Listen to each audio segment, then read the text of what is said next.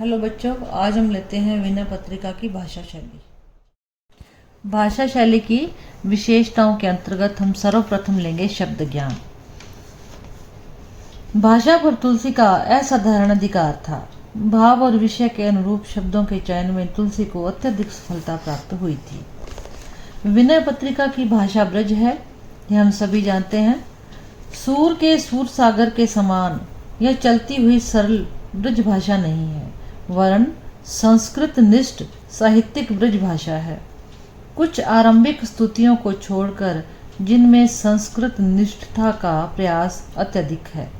अधिकांशतः विनय पत्रिका के पदों में तद्भव शब्दों का खूब खुलकर प्रयोग हुआ है, यद्यपि बीच बीच में तत्सम शब्द आ भी जाते हैं। तुलसी के शब्द ज्ञान की दृष्टि से उनकी भाषा में मुख्यतः दो रूप सामने आते हैं। पहला है संस्कृत निष्ठ और दूसरा है संस्कृत बहुला भाषा।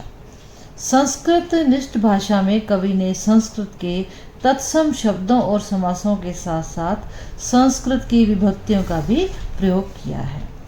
इसके बाद हम देखते हैं कि कवि ने संस्कृत निष्ठ शब्दावली के साथ संस्कृत बहुला शब्दावली का प्रयोग भी किया है। उदाहरण के रूप में विनय पत्रिका की हम एक पंक्ति देख सकते हैं जिसमें हमें ये लगेगा संस्कृत बहुला ये पदावली है। विश्व विख्यात विश्वेश विश्वायतन।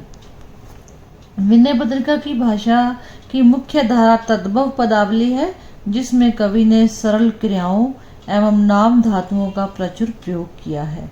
निश्चय ही इस प्रकार की भाषा में उनकी अभिव्यंजना में सरलता और प्रवाहमयता बढ़ी है।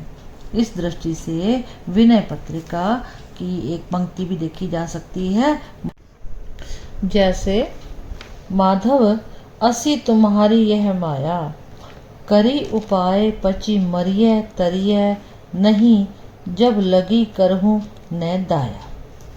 तुलसी के शब्द ज्ञान पर विचार करते समय यह भी उल्लेख्य है कि उन्होंने ब्रज भाषा के अतिरिक्त अवधी, बुंदेलखंडी, भोजपुरी आदि भाषाओं के शब्दों का भी खुलकर प्रयोग किया है।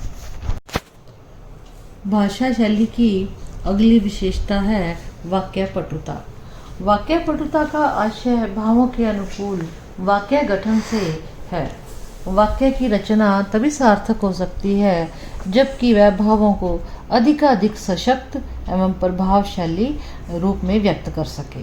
वाक्यों को की दोषपूर्ण योजना केवल भावों को प्रभावी ढंग से व्यक्त करने में भी असमर्थ नहीं होती, अपितु अनेक स्थितियों में तो इस कारण अर्थ का अनर्थ भी हो जाता है।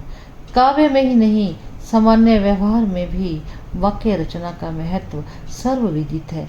जहाँ तक विनय पत्रिका का संबंध है, कवि ने निश्चय ही भावना के अनुरूप वाक्य पटुता का परिचय दिया है, जिसका सहज परिणाम यह हुआ है कि उनकी भावाभिव्यक्ति अत्यंत संजीव और प्राणवान बन पड़ी है।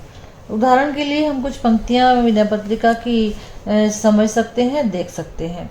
कहाँ जाऊं कासों कहूँ, कौन सुने दीन की, त्रिभुवन तू ही गति सब अंगहीन की। उसके बाद एक और है, कब हुक अम्ब अवसर पाए।